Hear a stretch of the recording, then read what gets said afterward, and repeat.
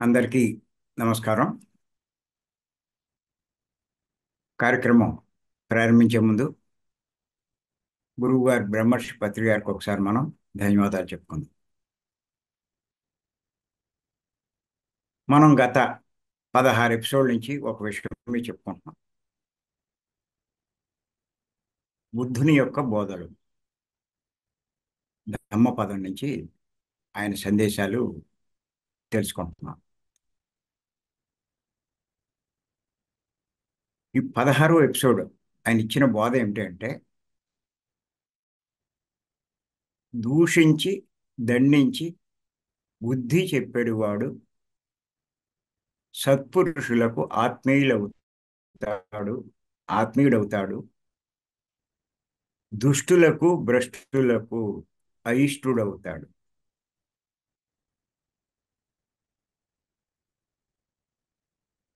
సహజంగా సద్గురువు లాంటి వాళ్ళే తన దగ్గరికి వచ్చిన శిష్యులకు బుద్ధి చెప్పడానికి ప్రయత్నం చేస్తూ ఉంటాడు. ఒక్కొక్కసారి ఒక్కొక్క సందర్భంలో దండించడం కూడా ఉంటుంది, కొంచెం గట్టిగా కేకలేయడం కూడా ఉంటుంది. వారిలో ఆ మార్పు రాకపోతే అది నిజంగా మంచి వాళ్లకు, సత్యం కోరుకునే వాళ్లకు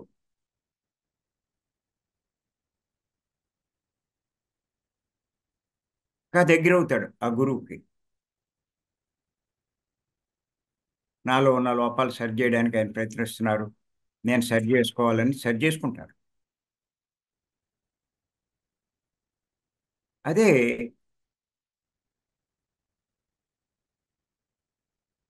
ఇంకా కొంతమంది ఏంటి నన్ను ఇలా తిడతారేంటి అని చెప్పి వాళ్ళకి దూరం అయిపోతాడు. దూరం అయిపోయిన వాడు ఆ జీవితాన్ని నష్టపోయినట్టే. అర్థం చేసుకున్నవాడు జీవితాన్ని సరి చేసుకుని గొప్పగా ఎదుగుతాడు. వాడు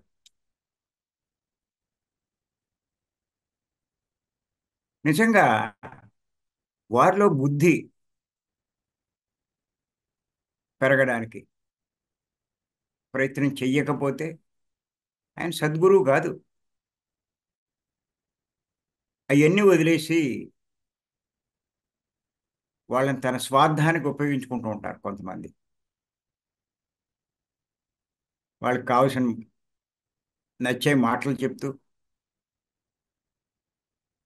వాళ్ళ దగ్గర డబ్బు అని ఇలాగా రకరకాలుగా వాడిని ఉపయోగించుకుంటూ ఉంటారు.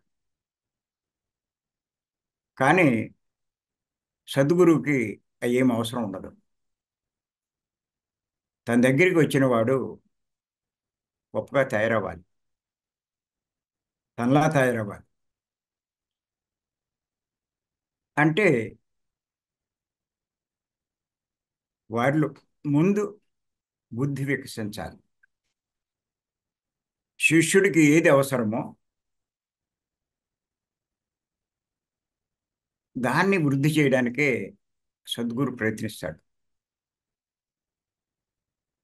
ఇంకేతంటే ఆ బుద్ధే కనుక లేకపోతే ఏది చెయ్యాలో తెలీదు, ఏది చేయకూడదో తెలీదు, దేనికి ప్రాముఖ్యం ఇవ్వాలో తెలీదు, దేనికి ప్రాముఖ్యం ఇవ్వకూడదో తెలీదు. అన్ని సందర్భాల్లో కూడా డబ్బు ఖర్చు పెట్టే విషయంలోనేంటి, వాళ్ళ మిగతా యాక్టివిటీస్లోనేంటి, వాళ్ళ జీవితంలో తీసుకునే నిర్ణయాలేంటి, బుద్ధి బాగా ఉంటే అన్నీ సరిగ్గా ఉంటాయి. బుద్ధి ఎంత పెరుగుతూ ఉంటే వాళ్ళు జ్ఞానం పట్ల అంత ఆకర్షితులు అవుతారు. బుద్ధి తక్కువ ఉండే కొద్దీ ప్రాపంచిక వ్యవహారాల పట్ల ఆకర్షితులు అవుతారు. అయ్యే ముఖ్యం అనుకుంటారు, వాటి కోసమే జీవితం అంతా గడిపేస్తూ ఉంటారు.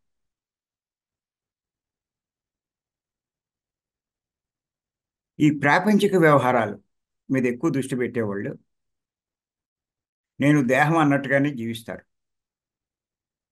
కానీ బుద్ధి బాగా ఉంటే ఆ బుద్ధి చెప్తుంది, గుర్తు చేస్తుంది. నువ్వు దేహం కాదు, నువ్వు ఆత్మవు. నువ్వు కృషి చేయవలసింది ఆత్మ కోసం. ఆత్మ ఎదుగుదలకు, ఆత్మ లాభాలకే నువ్వు ప్రయత్నించాలి అని చెప్పి ఆ బుద్ధి గుర్తు చేస్తూ ఉంటుంది. అంచేత గురువు చెప్పడం కాదు, బుద్ధిని పెంచితే కనుక వారిలో ఆ బుద్ధి అతన్ని సరైన మార్గంలో గైడ్ చేస్తారు. అంచేత ఎందుకు అంత కఠినంగా వ్యవహరిస్తారు వారిలో బుద్ధి పెంచడానికి? ఆ సద్గురువులు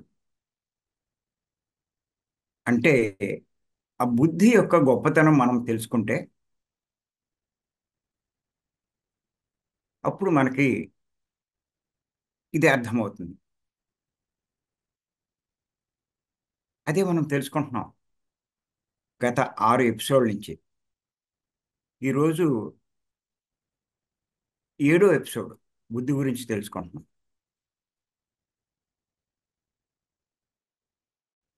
పత్రి గారు బుద్ధి గురించి, బుద్ధి ఉన్నవాడి ప్రవర్తన ఎలా ఉంటుందో ఆయన చెప్పడం జరిగింది. అదే ఇప్పుడు మనం తెలుసుకుంటున్నాం. ఆయన ఏమన్నారంటే, సన్యాసం తీసుకోని వారు, ఇసుమంత దుఃఖం కూడా లేనివారు, వారే బుద్ధి ఉన్నవారు అని చెప్పన్నారు.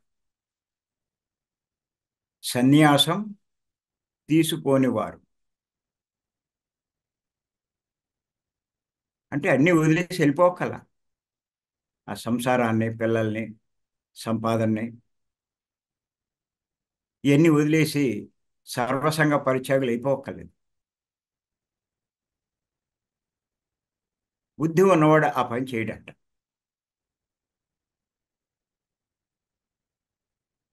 చేత తన పనులన్నీ తాను చేసుకుంటూ, సంసారం నిర్వహించుకుంటూ, సంపాదించుకుంటూ భుక్తికి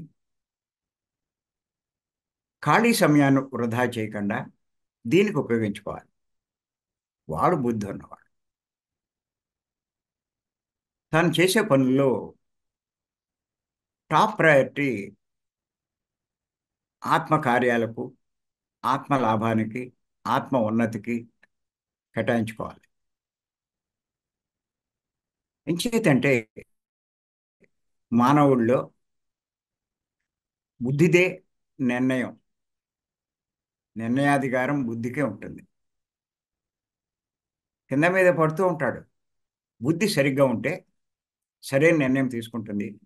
బుద్ధి సరిగ్గా లేకపోతే సరికాని నిర్ణయం తీసుకుంటుంది.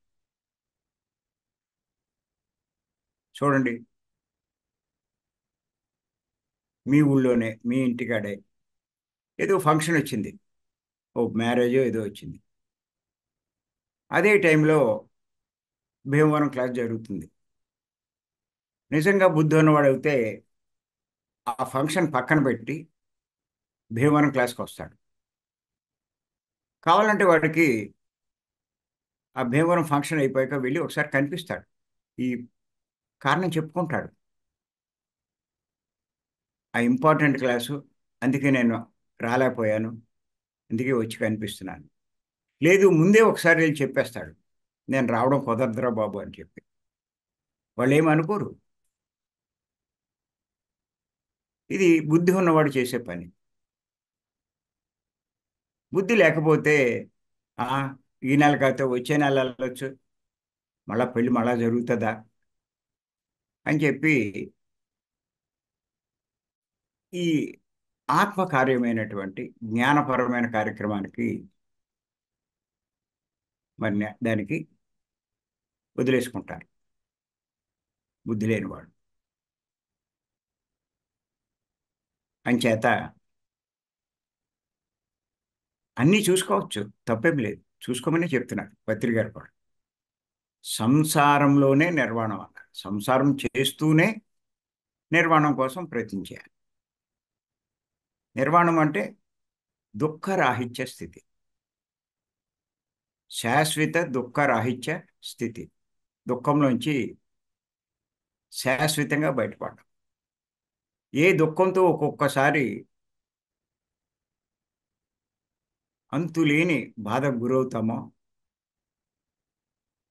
అటువంటి దుఃఖం మరల రాకుండా ఉండడానికే ఈ నిర్వాణం కోసం ప్రయత్నించడం. అది ఎలాగా అంటే అన్నీ వదిలేసి ఏదో హిమాలయాలకు వెళ్ళిపోవడం కాదు, అరణ్యాలకు వెళ్ళిపోవడం కాదు, ఏదో ఆశ్రమాలకు వెళ్ళిపోవడం కాదు. అన్నీ చూసుకుంటూ ఖాళీ సమయాన్ని దానికి కేటాయించుకోవడం. అంచేత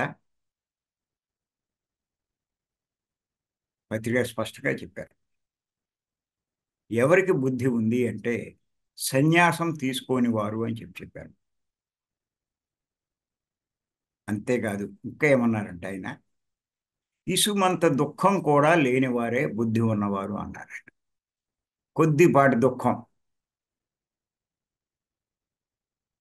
ఏ చిన్న విషయానికి మీరు బాధపడకుండా ఉన్నప్పుడు, ఒక కష్టం వచ్చింది, ఓ నష్టం వచ్చింది, లేకపోతే ఒక అవమానం జరిగింది, ఓ బాధ కలిగింది,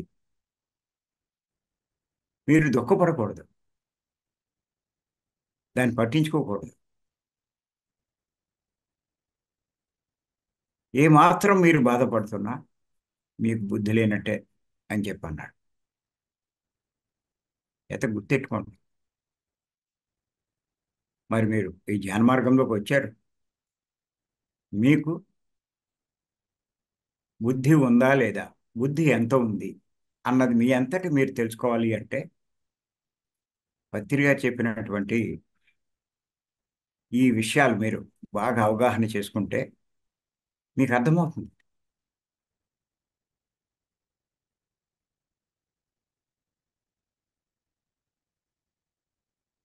కొంతమందికి పెళ్ళి అవ్వదు, ఆ పెళ్ళి అవ్వలేదని బాధపడుతూ ఉంటారు. కొంతమంది పెళ్ళైన వాళ్ళకి బాధలు ఉంటాయి,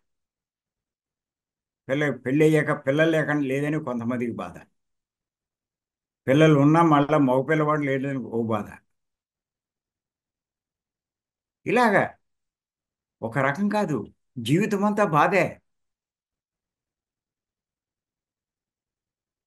డబ్బున్నా బాధే, డబ్బు లేకపోయినా బాధే, ఏమున్నా బాధే,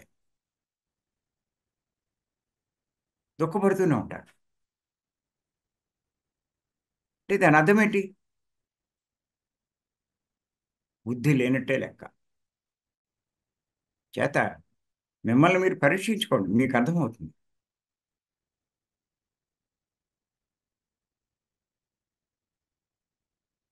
ఎప్పుడైతే మీలో కొంత బాధ కలుగుతుందో ఇంకా నాలో పూర్తిగా బుద్ధి పెరగలేదు, వికసించలేదు అని అర్థం చేసుకొని మీ సాధన ఇంకా తీవ్రతరం చేయాలి.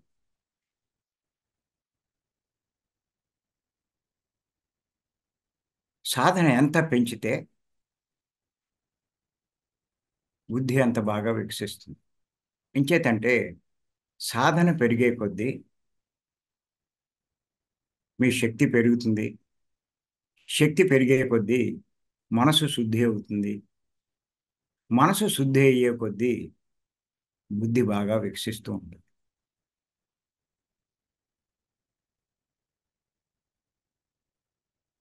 పత్రి గారు చెప్పారు కదా, ఇంతకుముందు కూడా తెలుసుకున్నాం మనం. బుద్ధి 100% ఉన్నట్లయితే వాడు బుద్ధుడితో సమానం అన్నాడు.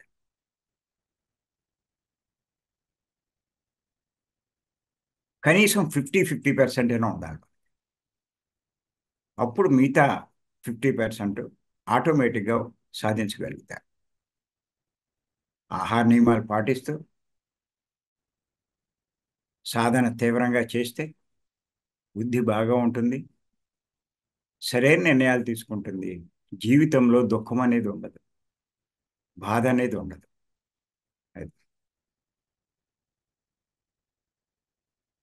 ఆయన ఇంకా ఏం చెప్పారంటే, ఎవరైనా సరే బుద్ధి నేర్చుకున్నాక ఆ బుద్ధి అందరికీ నేర్పించాలి అన్నారు. పత్రి గారు ఇంకో పాయింట్ ఏం చెప్పారంటే, ఎవరైనా సరే బుద్ధి నేర్చుకున్నాక ఆ బుద్ధి అందరికీ నేర్పించాలి. నిజంగా పత్రి గారి దగ్గర నేను నేర్చుకున్నాను. నా జీవితంలో ఎంతో మార్పు వచ్చింది. అంతకుముందు తీసుకునే నిర్ణయాలు, తర్వాత పత్రి గారి పరిచయం అయ్యాక తీసుకునే నిర్ణయాలు ఎంతో తేడా ఉంది. అంచేత నాకు వచ్చిన మార్పులు అందరిలోనూ రావాలి. అందరూ ఆ లాభం పొందాలి. అదే పత్రి గారు చెప్పే విషయం. అందుచేత మరి ఆయన ఎలా ఊరూరు తిరిగి అందరికీ బోధిస్తున్నారో, బోధించారో, ఆయనలాగా మమ్మల్ని అందరినీ తయారు చేశారో, మనం కూడా అందరినీ ఆ రకంగా తయారు చేయడానికే మరి ఊరూరు తిరగడం జరుగుతుంది. మీరు కనుక భీమవరం క్లాసులు కానీ, ఏ క్లాసులు మీరు విన్నా కూడా బుద్ధి మీదే ఎక్కువ ఫోకస్ చేస్తాను. ముందు అయి తగ్గడం, ఈ తగ్గడం ఇవన్నీ పక్కన పెట్టండి. ముందు బుద్ధి, బుద్ధి ఇంప్రూవ్ చేసుకోండి. అదే మూలము. ఇంకా మీరు చేయవలసింది ఏమీ లేదు. అదే చెప్తూ ఉంటాను. బుద్ధి గురించే చెప్తాను. ఇంకా మీకు నేర్పాల్సింది ఏం లేదండి. ఆ బుద్ధే మీకు గురువు అయిపోతుంది.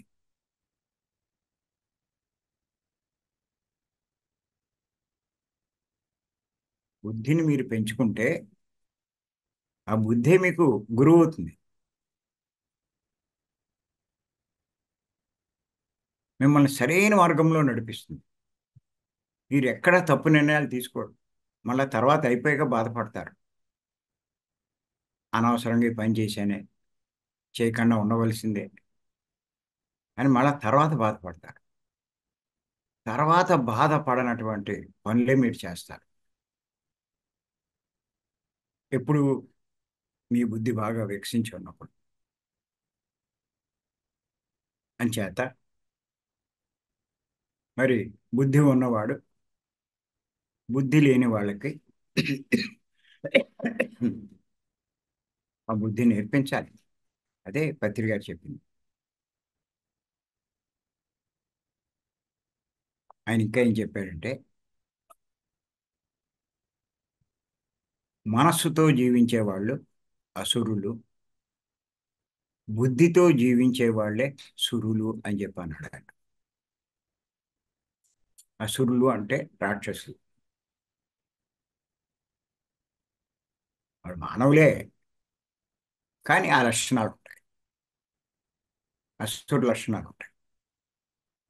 కానీ బుద్ధితో జీవించే వాళ్ళే సురులు అంటే దేవతలు.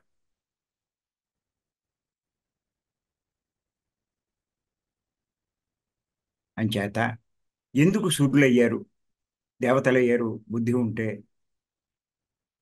వాడు ఎవరికి హాని చేయడు, ఎవరికి నష్టం కలిగించడు. వాడి వల్ల ఎవరికి ఏ నష్టం జరగదు. ఇంకా పైగా వాళ్ళకి ఉపకారాలు చేస్తాడు, మంచి చేస్తాడు.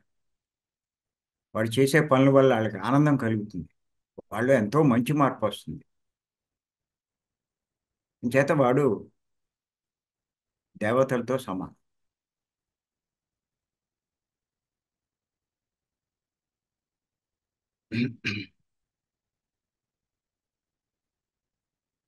రాక్షసుడు అంటే వీడు తీసుకునే నిర్ణయాల వల్ల అవతల నష్టపోతారు, కష్టాలు పాలవుతారు, చాలా బాధపడతారు. ఇతరులకి బాధ కలిగించడమే అసురు లక్షణం. తన లాభం కోసం ఇతరులకి నష్టం కలిగించడం. బుద్ధి ఉన్నవాడు అలా చేయడు. తను నష్టపోయినా పర్వాలేదు, ఇతరులకి లాభం కలిగిస్తాడు. ఆయన ఇంకా ఏమన్నారంటే, మానవ సామ్రాజ్యం అంటే భూమి మీద మానవులు మెల్లిమెల్లిగా అసురత్వం పోయి సురత్వం మొదలవుతుందంట. మానవ సామ్రాజ్యంలో మెల్లిమెల్లిగా అసురత్వం పోయి సురత్వం మొదలవుతుంది. అంటే ఎవరిలో అయినా సరే, మానవుల్లో ప్రారంభంలో బుద్ధి సరిగ్గా లేనప్పుడు అసురులాగే ప్రవర్తిస్తారు. కానీ మెల్లిమెల్లిగా మెల్లిమెల్లిగా వారే బుద్ధి పెంచుకుంటూ తను ఎంతో మార్చుకుంటాడు.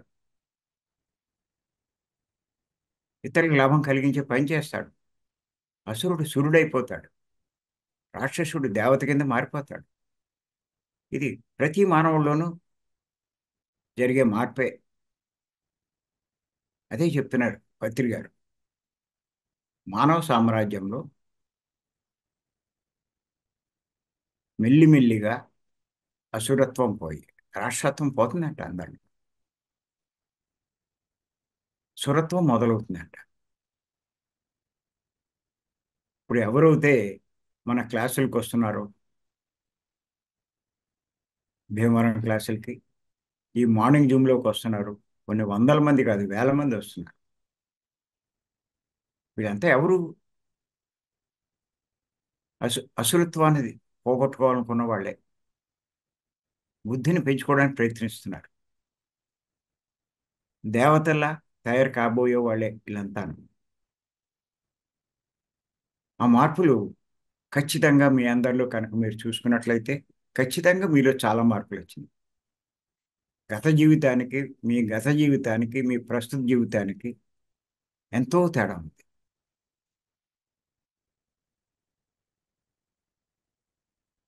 అన్నిటికీ దుఃఖపడేవారు. ఇప్పుడు నిజంగా ఏ సంఘటన జరిగినా దుఃఖపడరావడం. ఎందుకంటే నేను ఎన్నో జూములు చూశాను. ఆఖరిలో ఆ మాస్టర్తో మాట్లాడేటప్పుడు ప్రతి ఒక్కళ్ళు వాళ్ళకున్న సమస్యలు చెప్పుకుంటారు. నాకు ఈ రోగం వచ్చిందండి, లేకపోతే ఆ సమస్య వచ్చింది, ఈ కష్టం వచ్చింది, లేకపోతే ఈ ఆర్థిక ఇబ్బంది వచ్చింది, ఇలా చెప్పుకుంటారు. దానికి ఏయో వాళ్ళు సలహాలు ఏయో ఇస్తారనుకోండి. కానీ ఇక్కడ మన జూమ్లో మటుకు, భీమవరం క్లాసులో కానీ జూమ్లో కానీ సమస్యల గురించి ప్రస్తావన ఉండదు. ఎంతసేపు జ్ఞానం మీదే మాట్లాడతారు, జ్ఞానం గురించి అడుగుతారు. దాన్ని బట్టి మీరు అర్థం చేసుకోండి. లేవా అంటే ఉన్నాయి, ప్రతి ఒక్కడికి ఉన్నాయి సమస్యలు. ఎవరికి లేవు? అయినా సరే దాన్ని పక్కన పెడతారు. మరి నిజంగా అవి పక్కన పెట్టకపోతే అసలు భీమవరం రాగలరా? పొద్దున్నే జూమ్లో పాల్గొనగలరా మీరు? ఉన్నాయి, ఉన్నాయి, ఉంటే ఉంటాయి. అని చేత దాని దారి దాందే. చేత వాటిని పక్కన పెట్టి వీటి నుంచి శాశ్వతంగా బయటపడే ప్రయత్నం. దానికి ఫస్ట్ సాధించవలసింది బుద్ధి. ఆ పని చేస్తున్నారు అందరూ.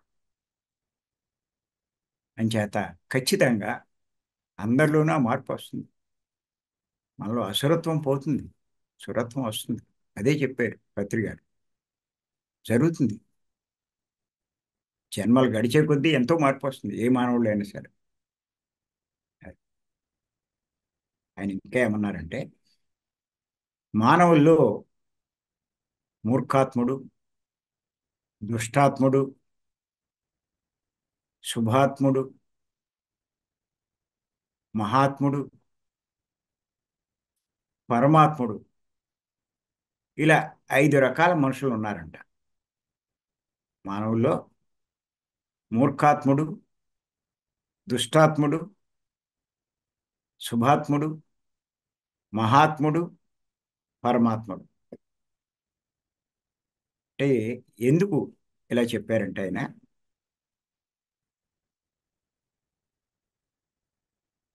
ప్రతి ఒక్క మానవుడు ఆత్మే.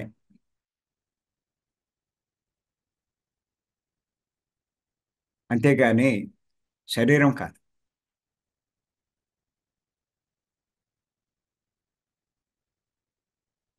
ఇక్కడ మీరు కనుక భూమి మీద చూస్తే ఏమని పిలుస్తారంటే దుష్టుడు అంటారు, దుష్టకార్యాలు చేస్తుంది. మూర్ఖంగా ప్రవర్తిస్తే మూర్ఖుడు అంటారు. గొప్ప గొప్ప కార్యాలు చేస్తే వాడు మహాత్ముడురా అంటారు. గొప్ప స్థితికి ఎదిగితే, దైవ స్థితికి ఎదిగితే వాడు పరమాత్ముడురా అంటారు. అన్ని గొప్ప కార్యాలు చేస్తూ ఉంటాయి. వీడు శరీరం వదిలి పైకి వెళ్తారు. పైకి వెళ్తే అక్కడ వీళ్ళ కులం కానీ, వీళ్ళ పేరు కానీ, లేకపోతే వీడు ధనవంతుడు, ధనవంతుడు ఆత్మ, లేకపోతే ఇది పేదాత్మ, ఇలాగేం పిలవరు అక్కడ. దుష్ట కార్యాలు చేసి పైకి వెళ్తే వీడు దుష్టాత్మ అంటారు. మంచి కార్యాలు చేస్తుంటే శుభాత్మ అంటారు. గొప్ప గొప్ప మహామహా కార్యాలు చేస్తుంటే వాడు మహాత్మ అంటారు. పరమాత్మ స్థాయికి ఎదిగితే పరమాత్ముడు అంటారు. అలా పిలుస్తారు, ఆత్మ అన్నట్టుగా పిలుస్తారు. అందుకే పత్రి గారు ఇలా 5 రకాలుగా ఉన్నారు మానవుల్లో. ఎవరైతే వీళ్ళల్లో 100% బుద్ధిని సంపాదించుకుంటారో వాడే పరమాత్ముడు అన్నారు. బుద్ధి 100% సంపాదించుకుంటాయి, వాడిని పరమాత్ముడు అంటారు. ఆ స్థాయికి ఎదగాలి ప్రతి ఒక్కళ్ళు. మూర్ఖుడు ఇంకెవడి మాట ఎండో, వాడికి తెలిసిందే కరెక్ట్ అంటాడు. దాన్ని పట్టుకున్న కుందేలుకి 3 కాళ్ళు అంటాడు. సరిగ్గా చూడరా అంటే, ఏయ్ నాకు నీకు అంతకన్నా ఎక్కువ తెలుసా అంటాడు. అండ్ మూర్ఖుడు అంటాం. దుష్టుడు దుష్టకార్యాలు చేస్తాడు, ఎదురికి నష్టం కలిగిస్తాడు, బాధ కలిగిస్తాడు. వాళ్ళకి బాధ పెట్టి వీడు పైశాచికంగా ఆనందిస్తూ ఉంటాడు. వాడు దుష్టుడు అంటాడు. మంచి కార్యాలు చేస్తాడు, సేవలు చేస్తాడు, వాడు శుభాత్ముడు. తన స్వార్థం వదులుకొని ఇతరులకు సేవ చేస్తాడు, ఓ గాంధీ గారిలా, ఆయన్ని మహాత్ముడు అంటాడు.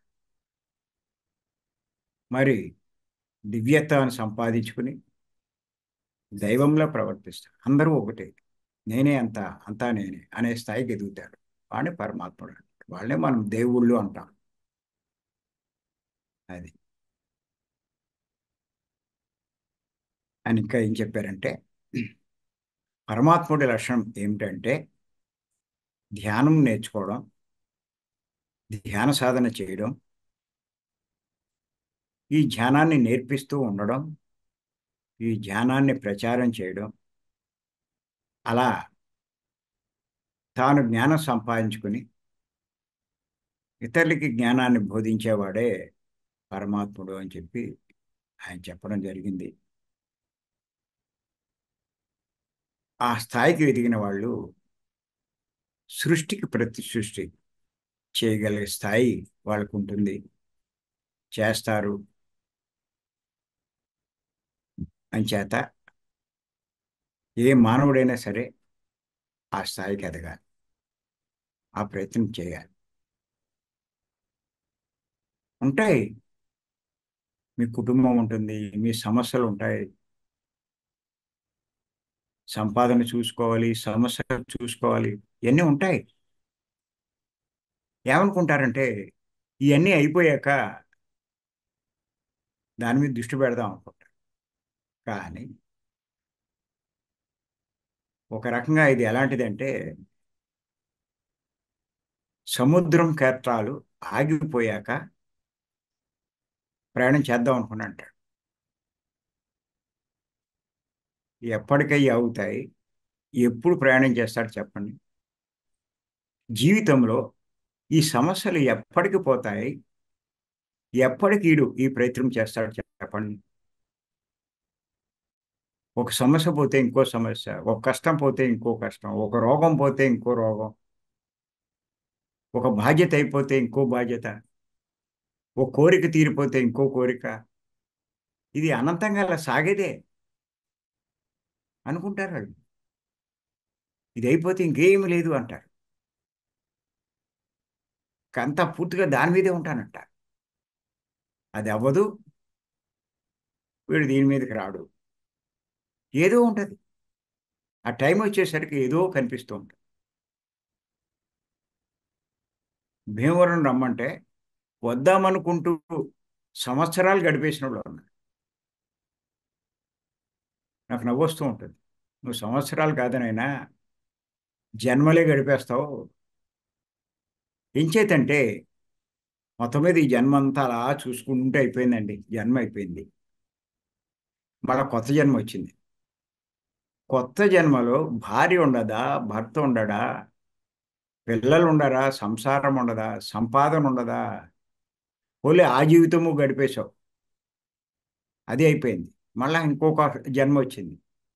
అప్పుడు ఏది ఉండదు చెప్పండి. ఇలా ఎన్ని జన్మలు చెప్పండి. పోలే జన్మలు తీసుకోవచ్చు.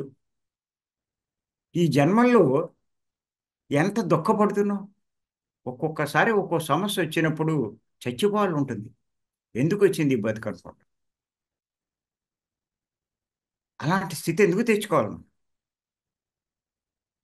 చేత ఎవరైనా సరే ఇవన్నీ చూసుకోవాలి. దీనికి అంతం లేదు. అనంతంగా సాగేదే. ఎప్పుడో ఒకప్పుడు మీరు దీన్ని కట్ చేసుకుని కొంత సమయం ముందు బుద్ధి పెంచుకునే ప్రయత్నం చేయాలి. నేను పదే పదే చెప్తున్నాను. నేను బుద్ధి తప్పదు, తప్పనిసరిగా పెంచుకోవాల్సిందే. తీవ్ర ధ్యాన సాధన చేయాలి. సాత్వికమైన శాకారం తీసుకోవాలి. మరి నిజంగా మన అదృష్టం, పత్రి గారు లాంటి గురువు దొరికాడు. అద్భుతమైన ఈ మార్గం దొరికింది. దాన్ని తీవ్రాతి తీవ్రంగా మనం చేసి ఖచ్చితంగా మనల్ని మనం సంస్కరించుకోవాలి. మరి అవకాశం ఇచ్చి మీ అందరికీ నేను ధన్యవాదాలు చెప్పాను. Thank you. Thank you. Thank you.